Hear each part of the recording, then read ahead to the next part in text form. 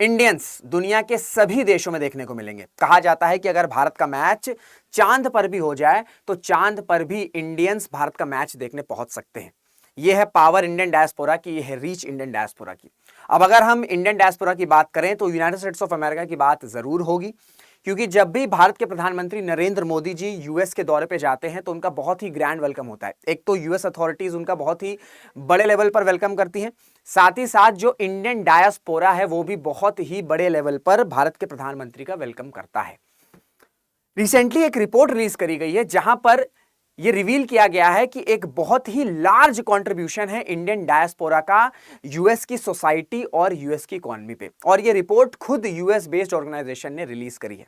नमस्कार दोस्तों, मेरा नाम है ऋषभ सिंह, स्वागत है आपका स्टडी IQ के प्लेटफॉर्म पर। और आज हम यही रिपोर्ट के बारे में डिस्कशन करेंगे कि कितने बड़े लेवल पर इंडियन अमेरिकन का कंट्रीब्यूशन है यूएस की सोसाइटी और यूएस की इकोनॉमी में। चाहे हम इंफ्रास्ट्रक्चर की बात कर लें, चाहे हम कन्वीनियंस स्टोर्स की बात कर लें, चाहे हम एजुकेशन की बात कर लें, चाहे हम जर्नल की बात कर लें, चाहे हम स्टार्टअप्स की बात कर लें, हर सेक्टर में, हर फील्ड में बहुत बड़े लेवल पर जिसे कहा जा सकता है मैसिव कंट्रीब्यूशन है इंडियन अमेरिकन का।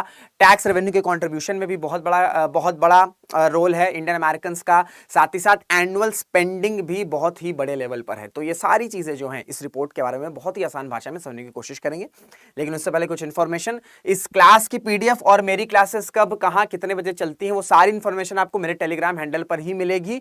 तो जितने भी स्टूडेंट्स हैं जो टेलीग्राम पर अभी तक नहीं जुड़े मेरे, वो कृपया करके जुड़ जाइए। साथ ही साथ आपको अगर कोई भी डाउट है पढ़ाई संबंधित, चाहे वो प्रीलिम्स की बात हो, चाहे वो मेंस की बात हो, तो आप मेरे इंस्टाग्राम पर मुझे मैसेज कर सकते हैं। डेली बेसिस पे बहुत से एस्पिरेंट्स मैसेज करते हैं और मुझे बहुत अच्छा लगता है जब भी मैं एस्पिरेंट्स की कुछ भी हेल्प कर सकूं। तो आपको कोई भी डाउट है तो आप मेरे इंस्टाग्राम हैंडल पर जुड़ सकते हैं।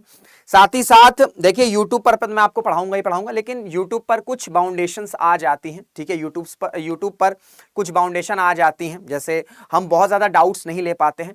तो इसी वजह से ऐसे स्टूडेंट्स जो अपना फाउंडेशन स्ट्रॉन्ग करना चाहते हैं, क्योंकि अगर मैं स्टेट पीसीएस की बात करूं तो समय के साथ स्टेट पीसीएस क्रैक करना टफ होता चला जा रहा है, और ये इजी नहीं होगा, ये टफ ही होता चला जाएगा, क्योंकि कंपटीशन बढ़ता चला जा रहा है।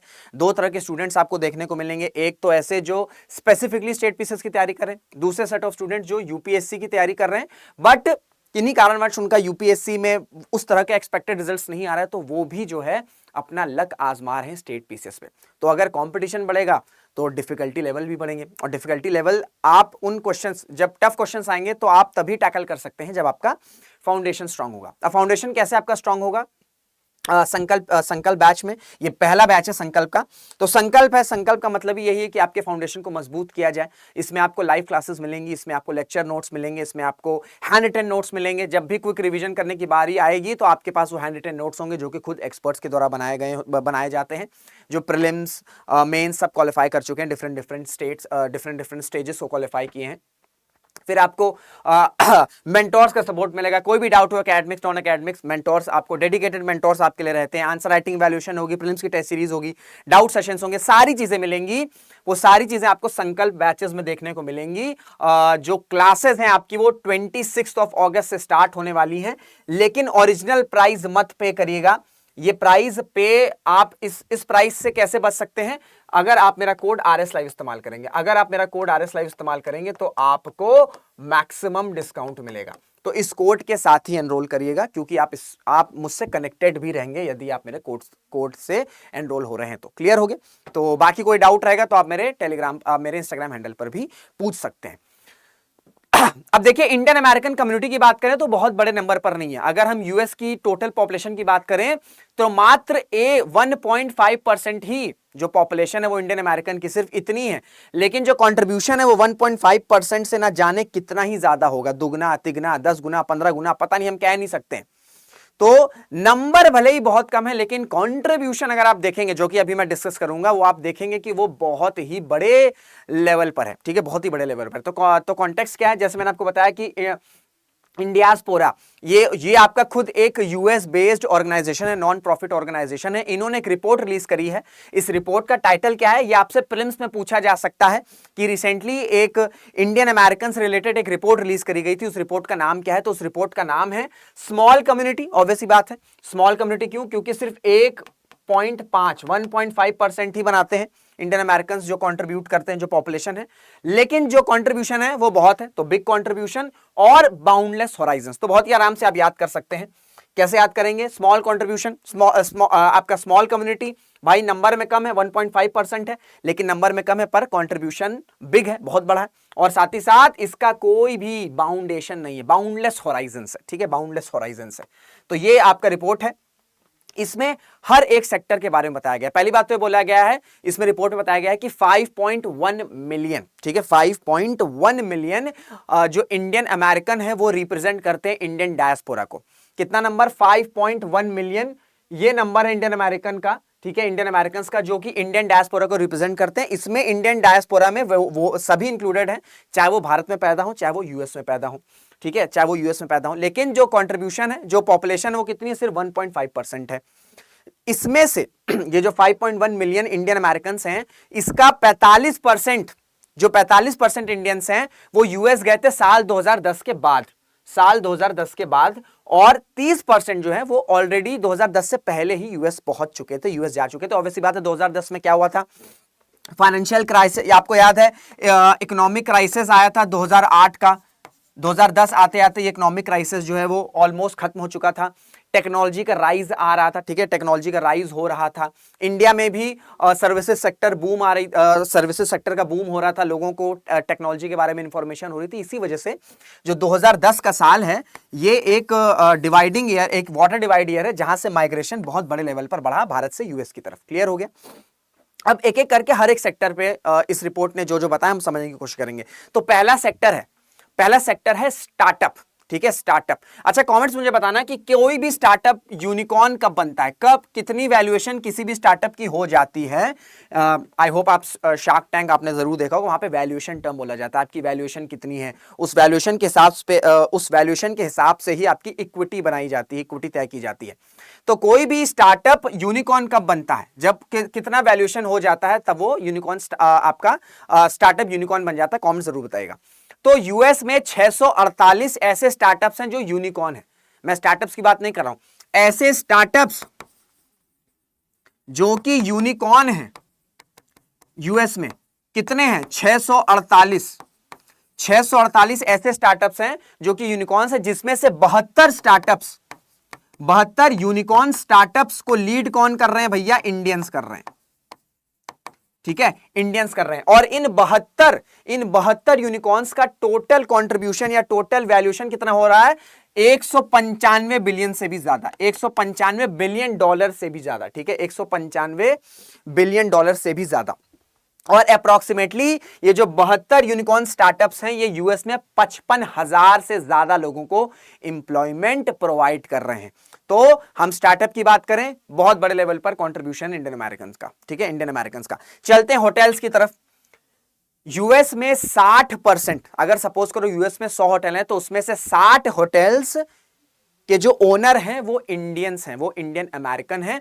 और ये जो 60% जो होटल है ना, इसकी कंट्रीब्यूशन कितनी है? ऑलमोस्ट 700 बिलियन डॉलर की जो रेवेन्यू जनरेट हो रहा है इस 60% के होटल से। ये जो 60% होटल है यूएस में, जो 60% होटल है उनके ओनर कौन है या ओन्ड कौन करते हैं? Indian American. इन 60% ये जो होटल्स का टोटल रेवेन्यू है वो कितना जा रहा है? 700 बिलियन डॉलर्स का। और इसी के साथ 4 मिलियन जॉब्स भी क्रिएट किए जा रही हैं। 4 मिलियन जॉब्स यानी कि 40 lakh, huge number, 40 lakh huge number. तो यूनिकॉर्न होटल्स दोनों जगह कंट्रीब्यूशन देखेंगे इंडियन अमेरिकन का बहुत बड़े लेवल पर है, ठीक है, बहुत बड़े लेवल पर है। स्टोर्स देखते होंगे ना कि इस तरह के स्टोर्स रहते हैं जहां पर लोग शॉपिंग करते हैं। इवन इंडिया में भी आपको इस तरह के काफी स्टोर्स देखने को मिल जाएंगे।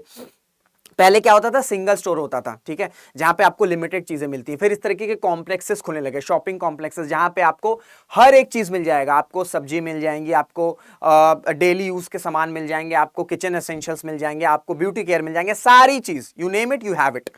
तो ये जो स्टोर्स हैं यूएस में 35 से 50% ये जो स्टोर्स हैं इनको जो ओन करते हैं वो इंडियन अमेरिकन ओन करते हैं। और इसकी रेवेन्यू कितना, और ये इससे रेवेन्यू कितना जनरेट हो रहा है यूएस की इकोनॉमी में? 350 से लेके 490 बिलियन डॉलर तक का हर साल की बात हो रही है। ये रेंज देख रहे हैं, 35 से 50% जो इस तरीके के स्टोर्स हैं, जो कन्वीनियंस स्टोर्स कहा जाता है, इनके जो ओनर हैं वो इंडियन अमेरिकन हैं। ह्यूज कंट्रीब्यूशन सोसाइटी में भी, क्योंकि ये ज्यादातर इसका इकोनॉमी पे भी कंट्रीब्यूशन हो रहा है और सोसाइटी पर भी बहुत बड़े लेवल पर कंट्रीब्यूशन है।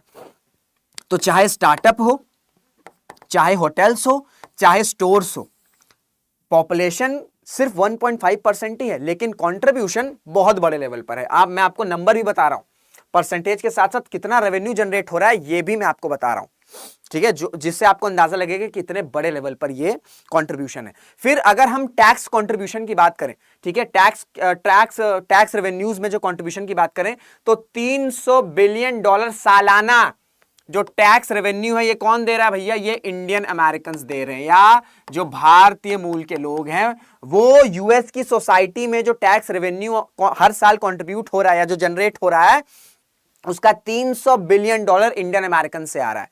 और साथ ही साथ ये तो टैक्स ये दिया है, इवन एनुअल स्पेंडिंग कितनी है? एनुअल स्पेंडिंग भी 370 बिलियन से लेके 460 बिलियन डॉलर है।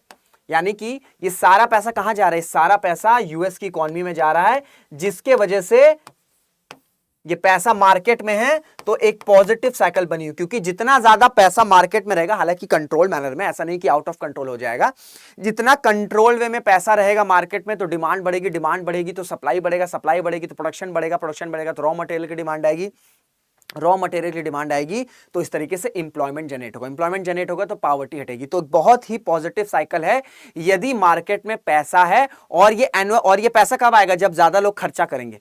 तो 370 बिलियन से 460 बिलियन डॉलर जो खर्चा है, जो एनुअल स्पेंडिंग है, वो इंडियन अमेरिकन कर रहे हैं यूएस के मार्केट में। इतना बड़ा कंट्रीब्यूशन है।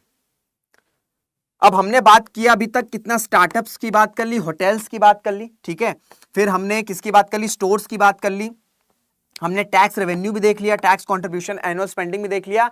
अब अगर हम जर्नल्स की बात करें, हम जर्नल पब्लिकेशंस की बात करें, तो 13% 2023 में जो जर्नल पब्लिकेशंस रिलीज किए गए थे, उसमें से 13% जो को ऑथर्ड हैं वो इंडियन ओरिजिन साइंटिस्ट हैं, जो कि 2015 तक कितने थे? 11% थे।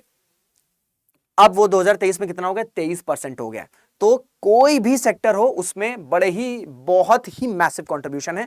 एंड लास्ट अगर मैं आपसे कहूं कि जो टॉप 50 कॉलेजेस हैं, जो 50 यूनिवर्सिटीज हैं या कॉलेजेस हैं यूनाइटेड स्टेट्स ऑफ अमेरिका में, उसमें से 35 टॉप कॉलेजेस के जो लीडरशिप रोल हैं, लीडरशिप रोल का मतलब क्या हो गया? लीडरशिप रोल का मतलब डीन्स हो गए, चांसलर्स हो गए, ठीक है, डायरेक्टर्स हो गए, इन पे आपको इंडियन ओरिजिन या इंडियन अमेरिकन देखने को मिलेंगे। तो एजुकेशन की बात कर लो, स्टार्टअप की बात कर लो, टैक्सेस की बात कर लो, एनुअल स्पेंडिंग की बात कर लो, साइंस की बात कर लो, सब में इंडियन अमेरिकन का एक बहुत बड़ा कंट्रीब्यूशन है यूएस की सोसाइटी में और यूएस की इकोनॉमी में। इसी वजह से अभी जो इलेक्शंस आने वाले ना, यूनाइटेड स्टेट्स ऑफ अमेरिका में इलेक्शंस होने वाले हैं, उसमें इंडियन अमेरिकन का जो वोट है वो काफी ज्यादा डिसाइडिंग फैक्टर है, वो काफी ज्यादा डिसाइसिव रोल प्ले करेगा। हालांकि नंबर बहुत ज्यादा नहीं है, लेकिन जो कंट्रीब्यूशन है वो बहुत ज्यादा है, और इनका जो वोट है, जो इंडियन अमेरिकन का वोट है, दे कैन मेक और break the United States of Americas election. तो that's why Indian diaspora, Indian American की कंट्रीब्यूशन बहुत ही बड़े लेवल पे है, जो कि भारत के लिए भी बहुत अच्छा है।